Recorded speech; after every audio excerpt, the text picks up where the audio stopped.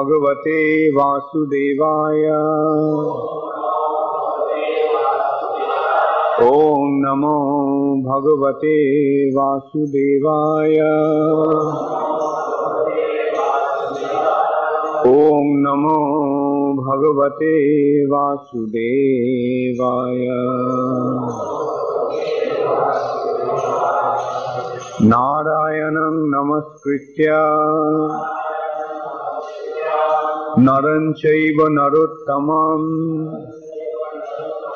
देवीं सरस्वतीं व्यासं ततो जयमुदीरये। नष्टप्रायेषु अभद्रेषु नित्यं भागवत सेवया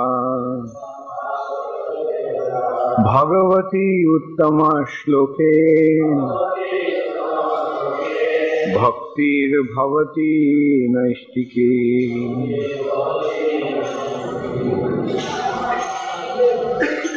श्रीमद् भागवतम प्रथम स्कंद तृतीय अध्याय सप्तम श्लोक।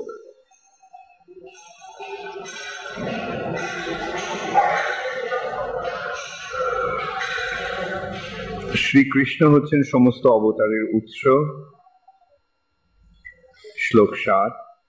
দ্বিতীয়ং তু ভাবায়াস্য রসাতল গতাং মহিম রসাতল গতাং মহিম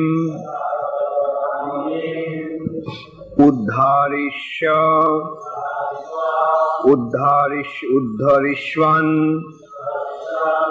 উপাদত্ত উদ্ধরিষ্যন্নুপাদত্ত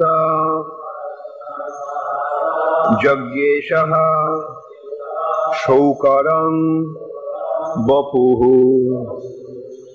দ্বিতীয়ং তু ভাবায়াস্য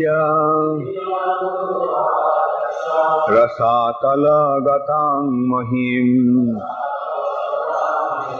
উদ্ধরিষ্যন্নুপাদত্য যজ্ঞেশ শৌকরং বপুঃ। দ্বিতীয়ং তু ভাবায়াস্য রসাতলগতাং মহিম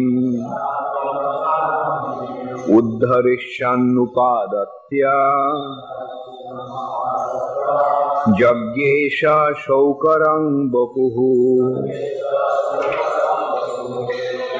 দ্বিতীয়ং তু ভাবায়াস্য রসাতলগতাং মহিম উদ্ধরিষ্যন্নুপাদত্ত যজ্ঞেশ শৌকরং বপুঃ। দ্বিতীয়ং দ্বিতীয় তু কিন্তু ভবায় মঙ্গলের জন্য অস্য এই পৃথিবীর রসাতল ব্রহ্মাণ্ডের নিম্নতম প্রদেশ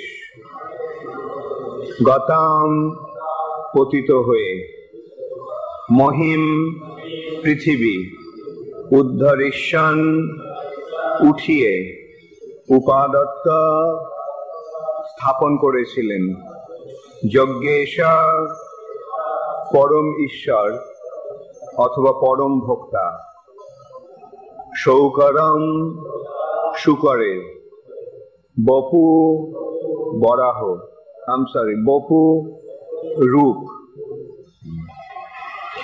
অনুবাদ: এই পৃথিবী যখন রসাতলে পতিত হয়েছিল তখন এই বিশ্বের মঙ্গলের জন্য পৃথিবীকে উদ্ধার করতে ইচ্ছুক হয়ে সমস্ত যজ্ঞের পরম ভোক্তা যজ্ঞেশ্বর বিষ্ণু দ্বিতীয় অবতারে বরাহ রূপ ধারণ করেছিলেন।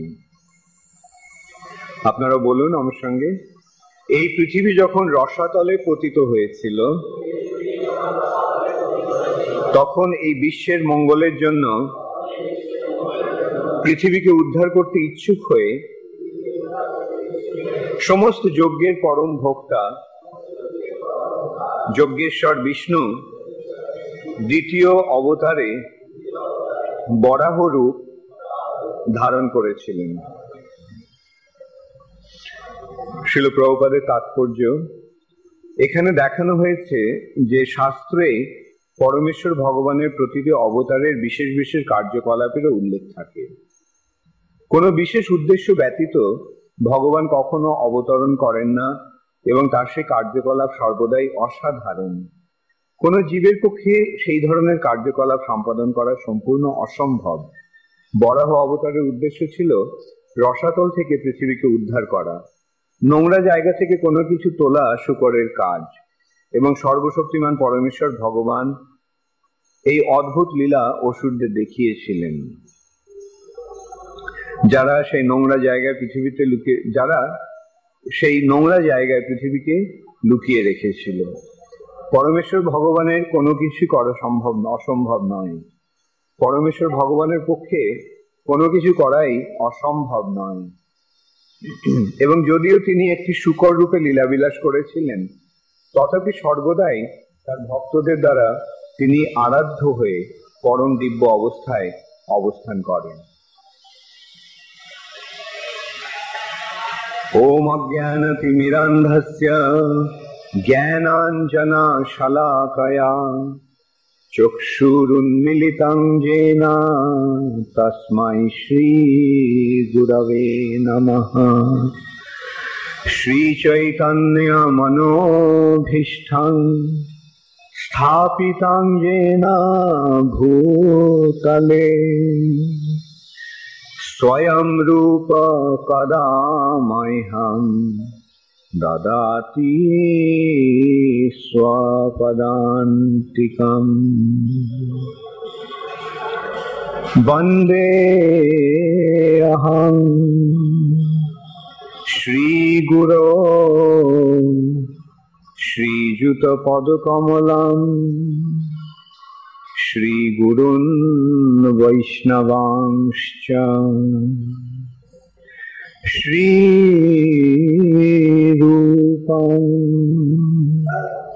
সাগ্রজাতং সহগণা রঘুনাথান্বিতং ত্বং সজীবং সাদ্বৈতং সাবধূতং পরিজন সহিতং কৃষ্ণ চৈতন্য দেবং শ্রী রাধা কৃষ্ণ পদান সহগণা ললিতা শ্রী বিশাখান্বিতংশ্চ। হে কৃষ্ণ করুণা সিন্ধো দীনবন্ধো জগৎপতে গোপেশ গোপিকাকান্ত রাধাকান্ত নমস্তুতে। তপ্ত কাঞ্চন গৌরাঙ্গী রাধে বৃন্দাবনেশ্বরী বৃষভানুসুতে দেবী প্রণমামি হরিপ্রিয়ে। বাঞ্ছাকল্পতরুভ্যশ্চ কৃপা সিন্ধুভ্যেব চ পতিতানাং পাবনেভ্যো বৈষ্ণবেভ্যো নমো নমঃ। শ্রীকৃষ্ণ চৈতন্য প্রভু নিত্যানন্দ শ্রী অদ্বৈত গদাধর শ্রীবাসাদি গৌর ভক্তবৃন্দ। হরে কৃষ্ণ কৃষ্ণ কৃষ্ণ হরে হরে, হরে রাম রাম রাম হরে হরে।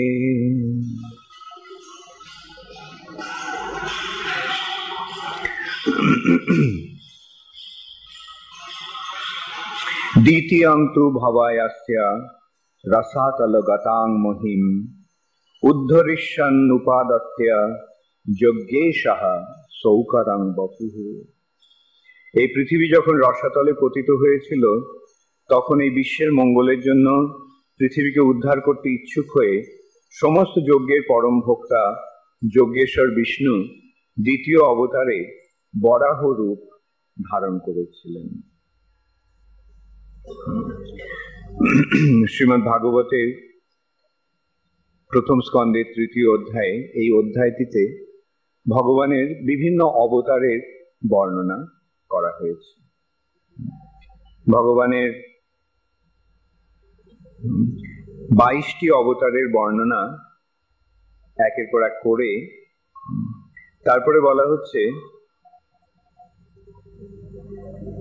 এতে চাংশ কলা পুংস কৃষ্ণস্তু ভগবান স্বয়ং। অর্থাৎ এই সময় ভগবানের এই অবতারেরা পূর্বলিখিত এই সমস্ত অবতারেরা হচ্ছেন ভগবানের অংশ অথবা কলা অবতার, কিন্তু শ্রীকৃষ্ণ হচ্ছেন পরমেশ্বর ভগবান স্বয়ং। এতে চাংশ কলা পুংস কৃষ্ণস্তু ভগবান স্বয়ং।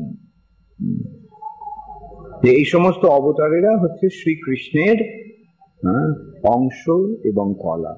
কৃষ্ণ অবতার নন, কৃষ্ণ হচ্ছেন সমস্ত অবতারের অবতারী।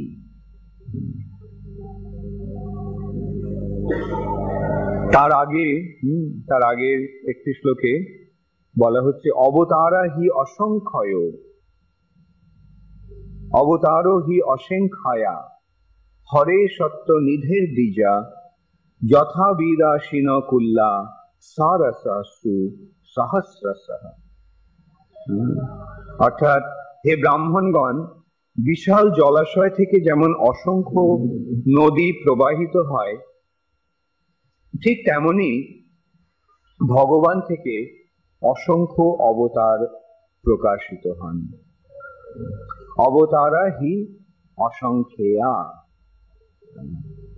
এমন নয় যে যেহেতু এই 24টি অবতারের বা 22টি অবতারের বর্ণনা করা হয়েছে অতএব ভগবানের কেবল 22টি অবতার। যেমন অনেক সময় লোকেরা মনে করে যেহেতু জয়দেব গোস্বামী 10 অবতারের বর্ণনা করেছেন অতএব ভগবানের 10টি অবতার। এই সমস্ত ভ্রান্ত ধারণা মানুষের রয়েছে, কেন তাদের যথাযথ জ্ঞান নেই, যথাযথ শিক্ষা নেই। উপযুক্ত ব্যক্তির কাছ থেকে তারা বা উপযুক্ত শাস্ত্রের মাধ্যমে তারা যথার্থ জ্ঞানটি লাভ করেননি, তাই তাদের এই সমস্ত ভ্রান্ত ধারণা রয়েছে। কিন্তু যখন আমরা শাস্ত্রের মাধ্যমে দর্শন করি, যেমন এখানে শ্রীমদ্ ভাগবতের শুরুতেই বিভিন্ন অবতারের বর্ণনা করা হয়েছে।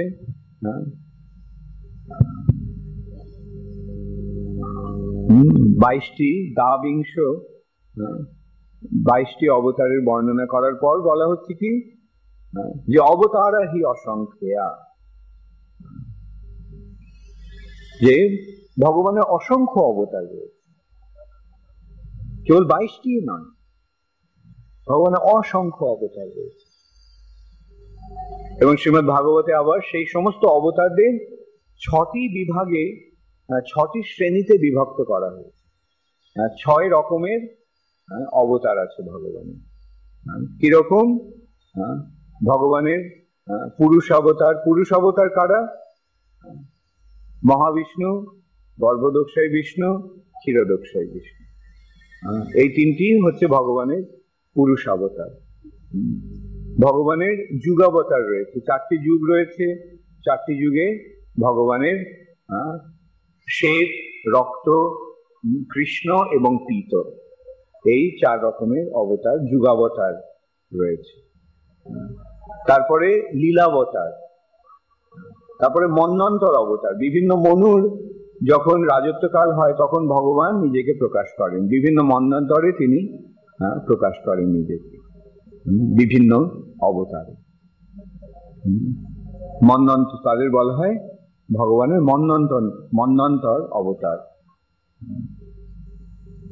তারপরে ভগবানের গুণাবতার রয়েছে, 3টি গুণ। সেই 3টি গুণের আধিপত্য বা 3টি গুণের নিয়ন্তা হচ্ছেন ভগবানের 3টি গুণাবতার। সত্যগুণকে নিয়ন্ত্রণ করছেন ভগবান স্বয়ং বিষ্ণু রূপে, রজগুণকে তিনি ব্রহ্মা রূপে নিয়ন্ত্রণ করছেন এবং তমগুণকে শিব রূপে নিয়ন্ত্রণ করছেন। এবং তারপর রয়েছে সপ্তাবেশ অবতার।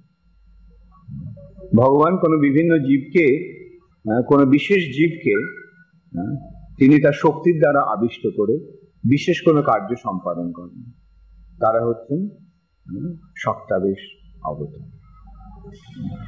পুরুষ অবতার, লীলাবতার, যুগাবতার, গুণাবতার, মন্বন্তর অবতার এবং সপ্তাবেশ অবতার।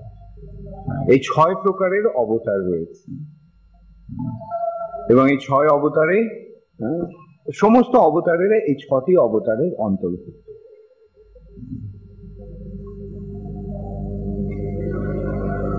এখন তারপরে কি বলা হচ্ছে, এই সমস্ত অবতারদের অবতারই হচ্ছেন শ্রীকৃষ্ণ। তিনি অবতার নন, তিনি অবতারের অবতারই। তেমনি শ্রী চৈতন্য মহাপ্রভু অবতার নন, চৈতন্য মহাপ্রভু অবতারই। সব অবতার সার শিরোমণি, কেবলই আনন্দ, কেবল আনন্দ কন্দ। এই চৈতন্য মহাপ্রভু তিনি অবতার নন, তিনি অবতারই। কৃষ্ণ অবতার নন, কৃষ্ণ অবতারই। সেই কৃষ্ণই যখন স্বয়ং আবির্ভূত হন ভক্তরূপে, তার দাপর লীলা সম্পাদন করার পর তিনি কলিতে তিনি শ্রীকৃষ্ণ চৈতন্য মহাপ্রভু রূপে অবতীর্ণ হন। প্রত্যেক দাপরে এবং প্রত্যেক কলিতেই নয়, একটি বিশেষ কলি যুগে এবং একটি বিশেষ দাপর যুগে। সেটি কি, ব্রহ্মার 1000 বৎসরে এক দিন হয়। ব্রহ্মার 1000 সহস্র চতুর্যুগে ব্রহ্মার একদিন হয়। 1000 চতুর্যুগে ব্রহ্মার একদিন হয়। সেই অষ্টবিংশ চতুর্যুগে ব্রহ্মার সেই অষ্টবিংশ চতুর্যুগে ভগবান স্বয়ং আবির্ভূত হন। ব্রহ্মার একদিনে ভগবান একবার আবির্ভূত হন। তার স্বয়ং রূপ নিয়ে তিনি দাপরে তিনি তার বৃন্দাবন লীলা প্রকাশ করেন। সেইটি তার স্বরূপ, সেইটি তার অবতার নয়। তিনি স্বয়ং রূপ বা সেটি তার স্বয়ং ভগবৎ স্বরূপ। স্বয়ং রূপ কদামহ্যম দদাতি স্বপদান্তি। এটি হচ্ছে ভগবানের এই যে দাপরে যে ভগবানের যে লীলা, সেটি তার স্বরূপের লীলা, স্বয়ং রূপের লীলা। তার সেই স্বয়ং রূপে তিনি কিরকম? জয় শ্রী শীতলধার নৃসিংহদেব কি। তার সেই স্বয়ং রূপটি সম্বন্ধে কি বলা হচ্ছে? বলা হচ্ছে কৃষ্ণেরও যত কেউ খেলা, জয় শ্রী শ্রী রাধা মাধব শ্রীমান মহাপ্রভু সখী বৃন্দ কি জয়। কৃষ্ণের যত কেউ খেলা, তার মধ্যে নরলীলা, নরবপু তাহার স্বরূপ। এখানে স্পষ্টভাবে সেই কথাটি বলা হচ্ছে যে কৃষ্ণের যত কেউ খেলা, কৃষ্ণের যত লীলা রয়েছে, তার মধ্যে নরলীলা হচ্ছে সর্বোত্তম। কৃষ্ণেরও যত কেউ খেলা, তার মধ্যে নরলীলা, নরবপু তাহার স্বরূপ। তার স্বরূপে তিনি দ্বিভুজ শ্যাম সুন্দর। তার বিষ্ণুমূর্তি, চতুর্ভুজ বিষ্ণুমূর্তি বা নারায়ণ মূর্তিটি তার স্বরূপ নয়, সেটি তার সেটি তার অবতার বা সেটি তার প্রকাশ। সেই সমস্ত তথ্য খুব সুন্দরভাবে শাস্ত্রে বর্ণিত হয়েছে। পরমেশ্বর ভগবান হচ্ছেন শ্রীকৃষ্ণ, ব্রজেন্দ্র নন্দন, আরাধ্য ভগবান ব্রজেশ তনয়। পরমেশ্বর ভগবান হচ্ছেন ব্রজেন্দ্র নন্দন কৃষ্ণ, এবং তদ্ধাম বৃন্দাবনম, তার ধাম হচ্ছে বৃন্দাবন। এই যে পরমেশ্বর ভগবানের এই যে লীলা, এই লীলায় তিনি তিনি ব্রহ্মার একদিনে প্রকাশ করেন, এবং সেই লীলাতেও তার যে দ্বারকা লীলা, সেই দ্বারকা লীলাটি আবার তার স্বয়ং স্বরূপের লীলা নয়, সেটি তার প্রকাশ। কৃষ্ণ স্বয়ং দ্বিভুজ শ্যামসুন্দর ব্রজেন্দ্র নন্দন, তার প্রথম প্রকাশ হচ্ছেন বলদেব। বলদেব থেকে প্রকাশিত হচ্ছে চতুর্ভুহ, বাসুদেব, শঙ্কর্ষণ, প্রদ্যুম্ন এবং অনিরুদ্ধ। এই চতুর্ভুহের শঙ্কর্ষণ থেকে বিভিন্ন বৈকুণ্ঠপতি নারায়ণের প্রকাশ হচ্ছে, এবং সেই নারায়ণের যে তাদেরও যে সেখানে যে চতুর্ভুজ, সেই চতুর্ভুজ থেকে প্রকাশ হচ্ছেন মহাবিষ্ণু। সেই শঙ্কর্ষণ থেকে প্রকাশ হচ্ছেন মহাবিষ্ণু। কিন্তু স্বয়ং ভগবান হচ্ছেন শ্রীকৃষ্ণ। কৃষ্ণস্তু ভগবান স্বয়ং। এতে চাংশ কলা পুংস, এরা সমস্ত, এই সমস্ত অবতারেরা তার অংশ এবং অংশের অংশ কলা।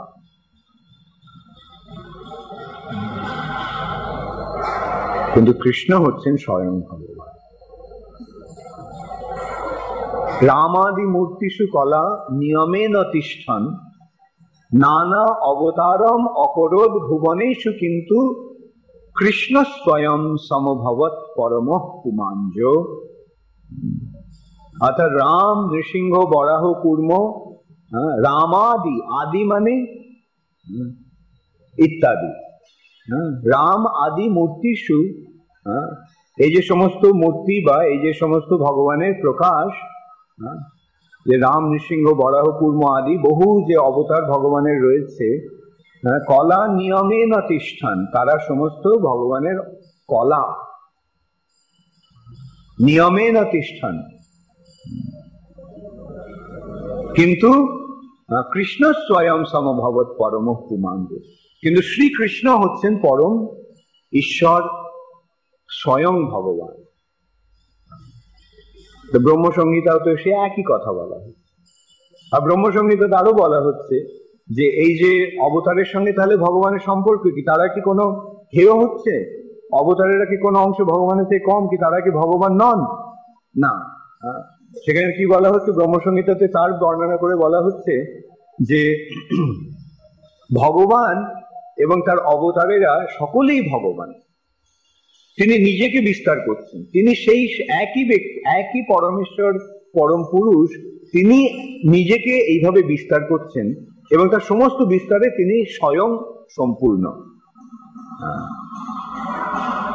ভগবানের সেরকম বিস্তার আবার দুরকম ভাবে হচ্ছে। একটি হচ্ছে সাংশ, আর একটি হচ্ছে বিভিন্নাংশ। সাংশ হচ্ছে অবতারেরা, আর বিভিন্ন অংশ হচ্ছে জীবেরা। জীবেরা ভগবানেরই প্রকাশ, কিন্তু কিভাবে বিভিন্ন অংশ, তারা ক্ষুদ্র এবং তারা ভগবানের বহিরঙ্গা শক্তির নিয়ন্ত্রণাধীন হওয়ার, তারা চ্যুত বা তারা এই চিন্ময় জগৎ থেকে তারা জড় জগতে অধঃপতিত হতে পারে। এখানে জীব এবং অবতারের পার্থক্য। অবতারের হচ্ছে স্বয়ং ভগবান। কিরকম? সে সম্বন্ধে খুব সুন্দরভাবে বর্ণনা করা হচ্ছে যে দীপার চিরেব হি দশান্তরম অভ্যুপেত্যা, দীপায়তে বিবৃত হেতু সমান ধর্মা, যস্তাদৃগেব হি চ বিষ্ণু তয়া বিভাতি, গোবিন্দম আদি পুরুষম তমহং ভজামি। দীপার চিরেব হি দশান্তরম অভ্যুপেত্যা, যেমন একটা দ্বীপ থেকে অনেকগুলি দ্বীপ জ্বালানো হয়, জ্বালানো যায়, তাই না? প্রথম দ্বীপটি, একটি দ্বীপ দিয়ে অন্য দ্বীপগুলো জ্বালানো হয়। এখন দ্বীপগুলি যখন জ্বলে যায় তখন কি একটা দ্বীপের সঙ্গে আর দ্বীপের কোনো পার্থক্য থাকে না? সেই সবকটি দ্বীপে সমানই আলোক দেয়, কিন্তু তবুও প্রথম দ্বীপটি থেকে সমস্ত দ্বীপগুলো প্রজ্বলিত হয়েছে। ঠিক তেমনি ভগবান স্বয়ং নিজেকে এইভাবে বিস্তার করছেন। তিনি যেমন ভগবান প্রথম কৃষ্ণ, তিনি বলরাম রূপে নিজেকে বিস্তার করছেন। তাহলে কৃষ্ণ আর বলরামের মধ্যে কোনো পার্থক্য আছে? কোনো পার্থক্য নেই, একই সমান শক্তি সমন্বিত। শুধু পার্থক্য এই যে তাদের বর্ণটি ভিন্ন। ভক্তি রসামৃত সিন্ধুতে এবং চৈতন্য চরিতামৃততেও সেই বর্ণনা করা হচ্ছে যে অবিকল এক, এমনকি তাদের রূপটিও অবিকল এক, শুধু বর্ণটাই ভিন্ন। কৃষ্ণ নবঘন শ্যাম বর্ণ, আর বলরাম তিনি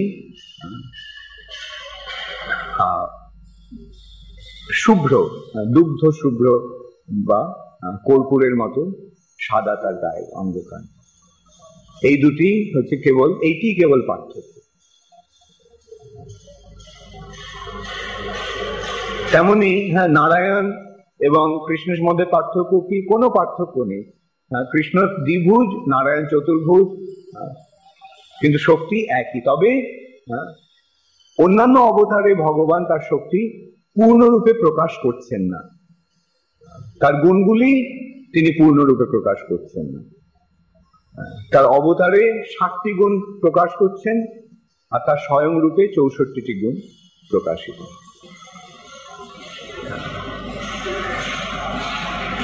এইভাবে ভগবানের বিভিন্ন অবতারের বর্ণনা করে এই অধ্যায়ে শ্রীমদ্ ভাগবতে কি বলা হচ্ছে?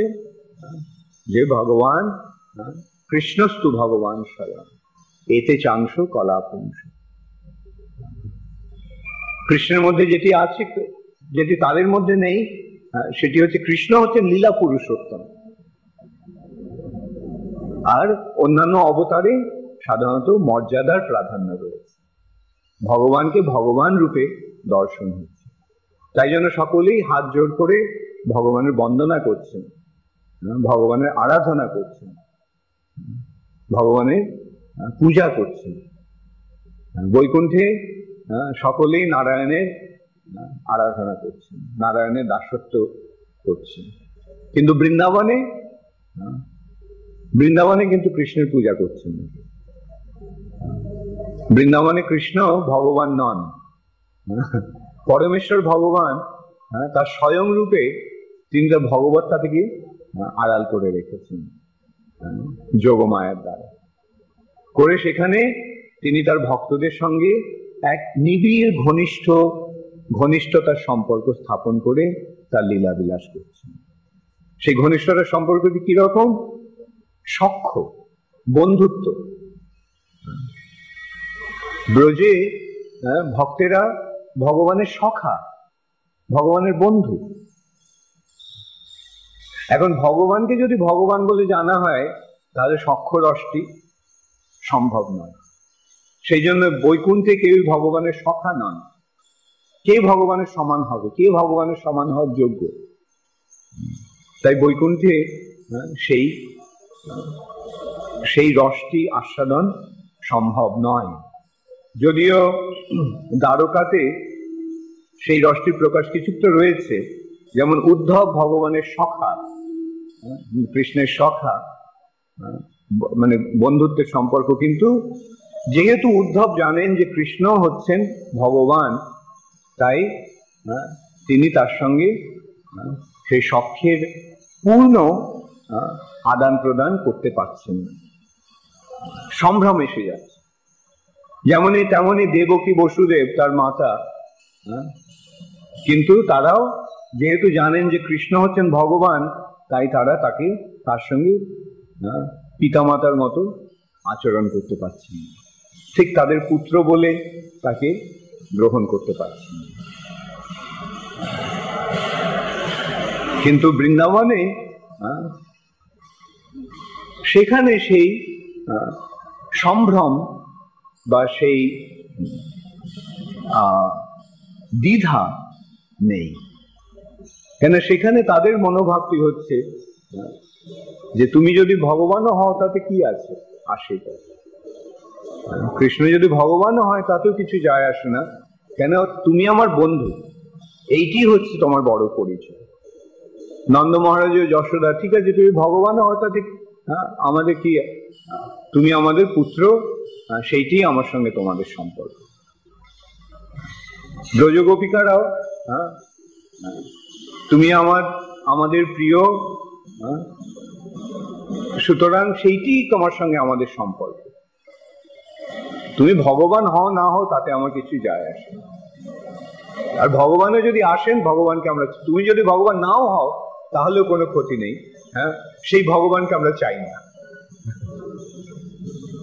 সেই ভাবটি দেখা যাচ্ছে যে রাসলীলার সময় যখন শ্রীকৃষ্ণ ব্রজগোপীদের ছেড়ে চলে গেলেন, রাসমণ্ডলী ছেড়ে চলে গেলেন, তখন ব্রজগোপিকারা কৃষ্ণকে খুঁজছেন, খুঁজতে খুঁজতে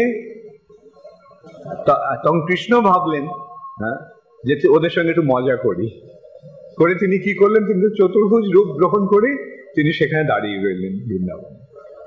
আর ব্রজগোপিকারা কি করলেন, সেই নারায়ণ মূর্তি দেখে তাকে নমস্কার করে তার কাছে প্রার্থনা করলেন যে আমাদের কৃষ্ণকে তুমি দয়া করে পাইয়ে দাও।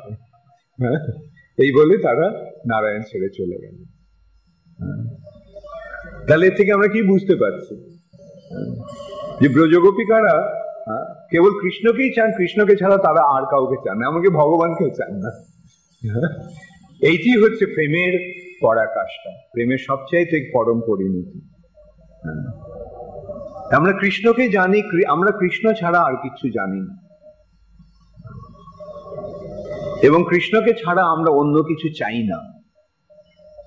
সেই একই তথ্য খুব সুন্দরভাবে প্রকাশিত হলো হেরা পঞ্চমীর দিন, রথযাত্রার পর। রথযাত্রার অনুষ্ঠানে কি হলো, ব্রজবাসীরা কৃষ্ণকে কুরুক্ষেত্র থেকে নিয়ে গেলেন বৃন্দাবনে। এদিকে কৃষ্ণ ফিরে আসছেন না দ্বারকায়, মহিষীরা, রুক্মিণী দেবী অত্যন্ত ক্রুদ্ধ হয়েছেন, অত্যন্ত উদ্বিগ্ন হয়েছেন যে কৃষ্ণ কোথায় গেল, কৃষ্ণ কুরুক্ষেত্র গিয়েছিল, ফিরে আসার কথা, সূর্যগ্রহণ শেষ হয়ে গেছে, এখনো কৃষ্ণ ফিরে এলো না, কি হলো? তখন তিনি সংবাদ পেলেন যে ব্রজবাসীরা কৃষ্ণকে চুরি করে নিয়ে চলে গেছে। তো রুক্মিণী দেবী অত্যন্ত ক্রুদ্ধ হয়ে তিনি তার সৈন্য সামন্ত নিয়ে সব এসেছেন, এসে বৃন্দাবনকে অবরোধ করেছে, করে ব্রজবাসীদেরকে দণ্ড দিচ্ছেন, তিনি সবাইকে বন্দি করেছেন। এত বড় অপরাধ, রাজাকে, রাজপুত্রকে চুরি করে নিয়ে চলে গেছে তোমরা। তো তাদেরকে তিনি দণ্ড দিচ্ছেন। তো দণ্ড দেওয়ার আগে তাদেরকে গ্রেফতার করেছেন। এখন দণ্ড সাজা দেওয়ার আগে বিচার হবে, তো বিচারে উকিল আছেন, ব্রজবাসীদের উকিল হচ্ছেন স্বরূপ দামোদর, ললিতা দেবী। ব্রজবাসীদের উকিল হচ্ছেন ললিতা দেবী, আর ইয়েদের পক্ষে দ্বারকাবাসীদের বা রুক্মিণী দেবীর পক্ষে সরকারি পক্ষের উকিল হচ্ছেন শ্রীবাস ঠাকুর, নারদ মুনি। এই দুজনের মধ্যে এখন বিয়ে হচ্ছে হেরা পঞ্চমীর সময়, রথযাত্রার পরে এই হেরা পঞ্চমীর দিন এই বিচার হচ্ছে। তখন স্বরূপ দামোদর গোস্বামী ললিতা দেবীর হয়ে বলে, কিন্তু ললিতারই তো প্রকাশ, ললিতা দেবী এসেছেন স্বরূপ দামোদর রূপে।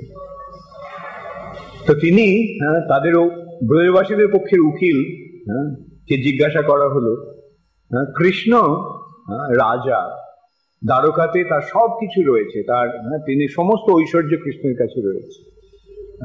কিন্তু তবুও কৃষ্ণ কেন দ্বারকা ছেড়ে তার বৃন্দাবনের প্রতি তার এত আসক্তি?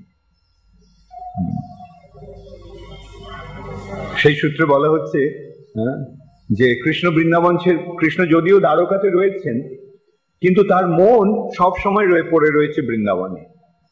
দিনের বেলা কৃষ্ণ সবসময় অন্যমনস্ক থাকেন, তার মনটা যেন অন্য কোথায় রয়েছে। তার শরীরটি দ্বারকাতে রয়েছে, কিন্তু তার মনটি রয়েছে অন্য কোথাও। কোথায় রয়েছে? তারা অনুমান করতেন যে বৃন্দাবনে রয়েছে। মহিষীরা অনুমান করতেন, আর বিশেষ করে তারা বুঝতে পারতেন রাত্রিবেলা যখন কৃষ্ণ রাত্রে যখন ঘুমোতেন, তখন সারা রাত কৃষ্ণ ওই ব্রজবাসীদের ডাকতেন, ও সুবল, ও সুদাম।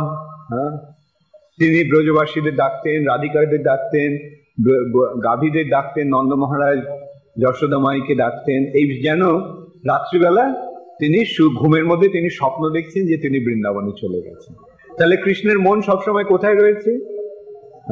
কৃষ্ণের মন সবসময় বৃন্দাবনে রয়েছে। তিনি দ্বারকাতে তিনি নেই, তার মন সবসময় পড়ে রয়েছে বৃন্দাবনে। তাই প্রশ্ন করা হচ্ছে যে কৃষ্ণ কেন সবসময় তার মন বৃন্দাবনে পড়ে থাকে? বৃন্দাবনে কি রয়েছে? এটা তো শুধু একটা বন, আর এখানে কৃষ্ণ কেবল গাভী চড়াতো ছোটবেলায়। তো সেইখানে কেন কৃষ্ণের মন পড়ে রয়েছে, যদিও দ্বারকাতে সমস্ত ঐশ্বর্য রয়েছে?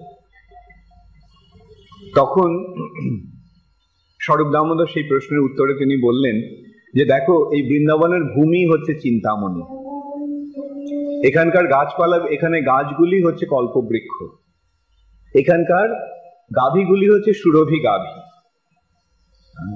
এখানকার জল হচ্ছে অমৃত। অতএব সমস্ত ঐশ্বর্য বৃন্দাবনবাসীরা ইচ্ছে করলেই পেতে পারেন, কেন যেখানে যে ভূমিটি চিন্তামণি দিয়ে তৈরি।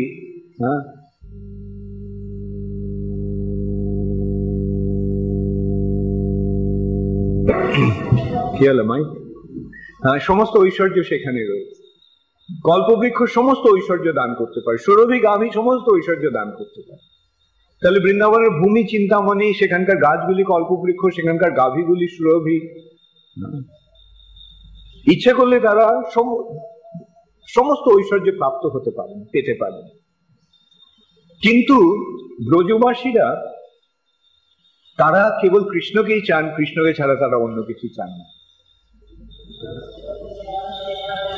তারা কেবল কৃষ্ণকেই চান, তাই অন্য কোনো বাসনা আর তাদের নেই।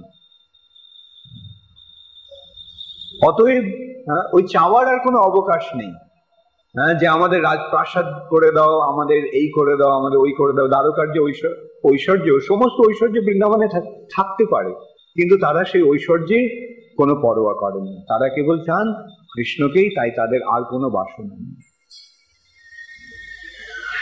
আর সেই বৃন্দাবনেই সবচেয়ে নিবিড় যে সম্পর্ক, সখ্য, বাৎসল্য এবং মধুর, এই তিনটি রসের পূর্ণ প্রকাশ হয়েছে বৃন্দাবন। কেবল এই তিনটি রসই নয়, 12টি রসেরই পূর্ণ প্রকাশ। 5টি মুখ্য রস, 7টি গৌণ রস, এই 12টি রসেরই পূর্ণ প্রকাশ হচ্ছে বৃন্দাবন। তারই দ্যোতক হচ্ছে বৃন্দাবনের দ্বাদশ বন। দ্বাদশ বন দ্বাদশ রসের প্রতীক। ততএব ব্রজবাসীরা কৃষ্ণের সঙ্গে সবচেয়ে নিবিড়তম সম্পর্কে তারা সম্পর্কিত। এর থেকে গভীরতম সম্পর্ক আর হতে পারে না। সবচাইতে গভীরতম সম্পর্ক হচ্ছে মাধুর্য রস, শান্ত, দাস্য, সখ্য, বাৎসল্য, সবার ওপরে কি মধুর। আবার সেই মধুর রসের মধ্যে আবার রয়েছে স্বকীয় এবং পারকীয়, এবং এই দুইয়ের মধ্যে পারকীয় রসটি হচ্ছে সর্বোত্তম। জয় জয় জল রস সর্বরস সার, পারকিয়া ভাবে যাহা ব্রজেতে প্রচার। এই বৃন্দাবনে যে পারকীয় রসে যে মাধুর্য উজ্জ্বল রসের প্রকাশ হয়েছে, সেইটি হচ্ছে সবচাইতে উজ্জ্বল এবং সবচাইতে উন্নত উজ্জ্বল, এবং সেইটি প্রদান করার জন্য, সেইটি জগৎকে জানাবার জন্য শ্রীকৃষ্ণ চৈতন্য মহাপ্রভু এসেছেন। শ্রীকৃষ্ণ এসেছেন শ্রীকৃষ্ণ চৈতন্য মহাপ্রভু। যদি গৌর না হইত তবে কি হইত, কেমনে ধরিতাম দেহে প্রেম রস সীমা, রাধার মহিমা জগতে জানাতো কি। যদি চৈতন্য মহাপ্রভু, যদি গৌর না আসতেন, তাহলে এই যে প্রেম রস সীমা, সমস্ত রসের যে চরম সীমা, যে কৃষ্ণ প্রেম, সেই প্রেমের মহিমা সারা এই জগতে কে জানাতো। মধুর বৃন্দা বিপিন মাধুরী, প্রবেশ চাতুরী সার, বড়জ যুবতী ভাবেরও ভকতি, শকতি হইত কার। এই যে মধুর বৃন্দাবন যে লীলা, মধুর বৃন্দা বিপিন মাধুরী, সেই বৃন্দাবনের যে মাধুরী, সেই মাধুর্য, সেই বৃন্দাবনের বনে প্রবেশ করা তো সম্ভব নয়। প্রবেশ চাতুরী সার, আর বড়জ যুবতী ভাবেরও ভকতি, শকতি হইত কার। এই যে ব্রজবালাদের, ব্রজ যুবতীদের যে কৃষ্ণ প্রেম, সেই প্রেম উপলব্ধি করার শক্তি কার হতো। তাই কৃষ্ণ এসেছেন শ্রীকৃষ্ণ চৈতন্য মহাপ্রভু। অতএব কেউ যদি কৃষ্ণ ভক্তি, কৃষ্ণ প্রেম, ব্রজ প্রেম যদি কেউ প্রাপ্ত হতে চান, তাহলে তার একমাত্র উপায় হচ্ছে শ্রী চৈতন্য মহাপ্রভুর শরণাগত। ভজ ভজ ভাই চৈতন্য নিতাই, সুদৃঢ় বিশ্বাস করি, বিষয় ছাড়িয়া সে রসে মজিয়া, মুখে বল হরি হরি। শ্রী চৈতন্য মহাপ্রভুকে বৈধি ভক্তি সহকারে শ্রী চৈতন্য মহাপ্রভুর আনুগত্য স্বীকার করলেই কেবল আমরা বৃন্দাবনে কৃষ্ণের মাধুর্য লীলায় প্রবেশ করা সম্ভব।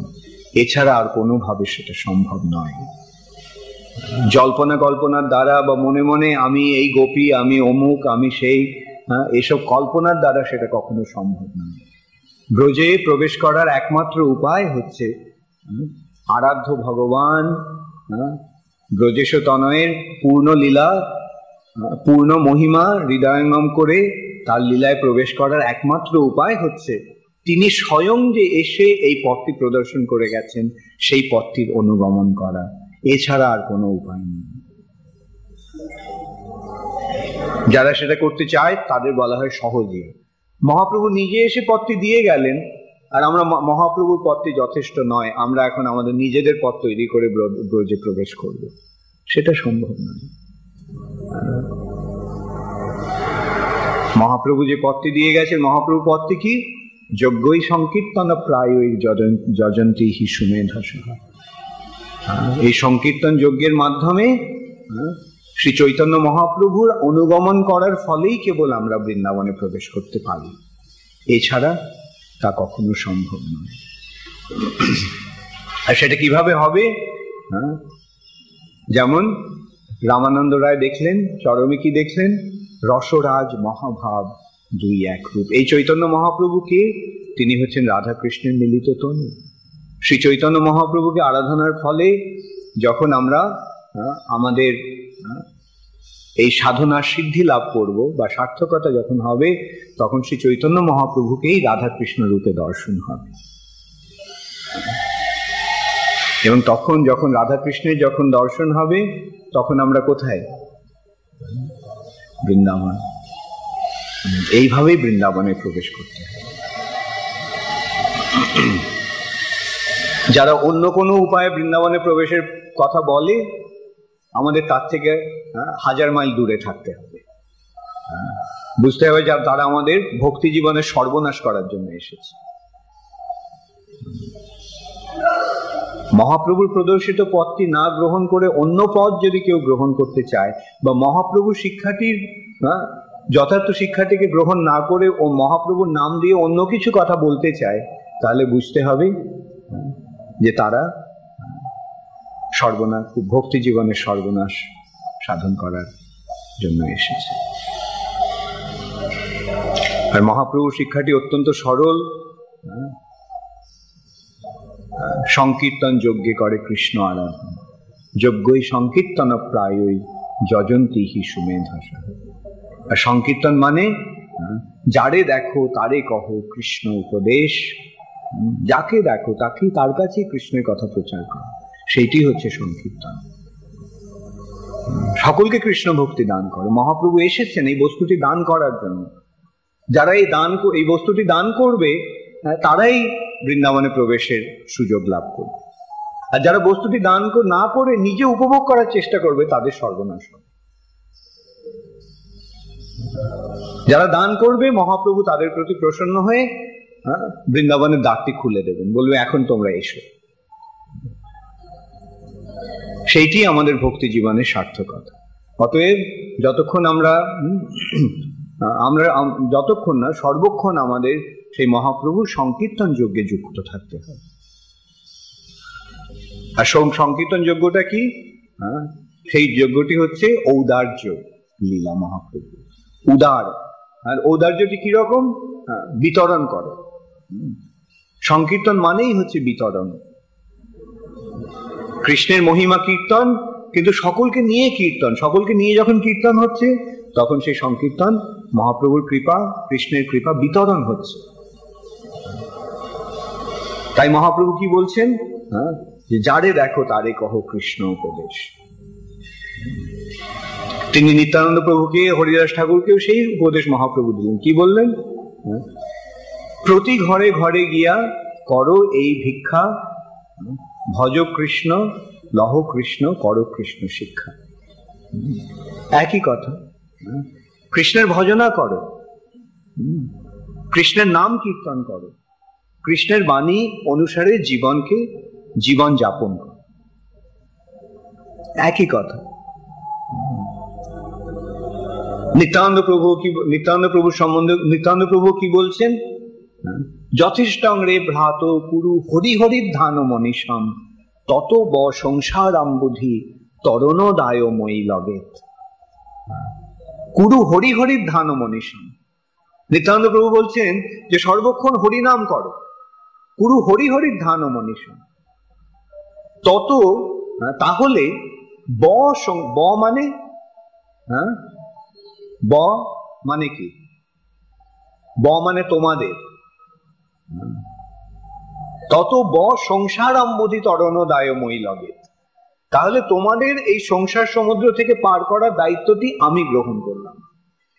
তোমরা কেবল হরিনাম করো আর এই সংসার সমুদ্র থেকে উদ্ধার করার ভারটি আমি নিলাম। উদ্ধার করে নিত্যানন্দ প্রভু কোথায় নেবেন? বৃন্দাবনে।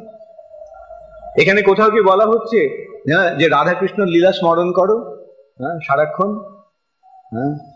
আমি এই গোপী, আমি অমুক মঞ্জরি ইত্যাদি ধ্যান করো না। তিনি বলছেন কুরু হরি হরির ধ্যান মনীষ। যারে দেখে তারে কহে দন্তে তৃণ করি, আমারে কিনিয়া লহ ভজ গৌর হরি। গৌর হরির ভজনা করে।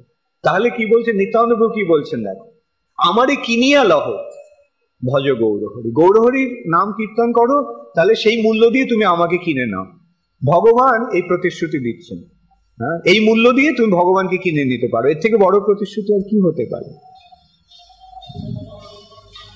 অতএব সর্বক্ষণ আমাদের এই বিষয়টি নিয়ে অত্যন্ত সচেতন থাকতে হবে যে প্রভুপাদ যে পন্থাটি দিয়ে গেছেন সেইটি হচ্ছে প্রকৃষ্ট পন্থা, সেইটি হচ্ছে প্রকৃত শাস্ত্রের নির্দেশ।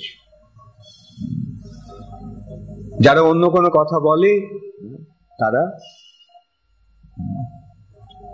তারা মানুষকে কেবল না, যারা ভক্তি পথে এসেছে তাদেরকে পথভ্রষ্ট করবার চেষ্টা।